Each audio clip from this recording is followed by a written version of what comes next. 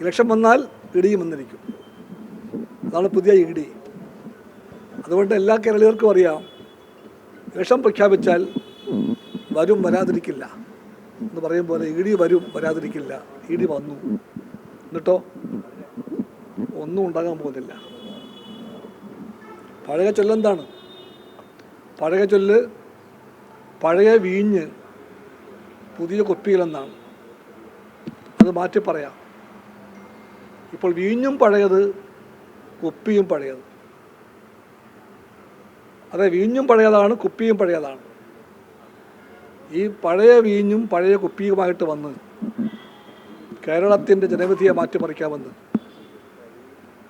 ഇടി ഒന്നുമല്ലല്ലോ, അതിൻ്റെ പുറകിൽ വേറെ ആരൊക്കെ ഉണ്ടല്ലോ, അത് നമുക്കറിയാം.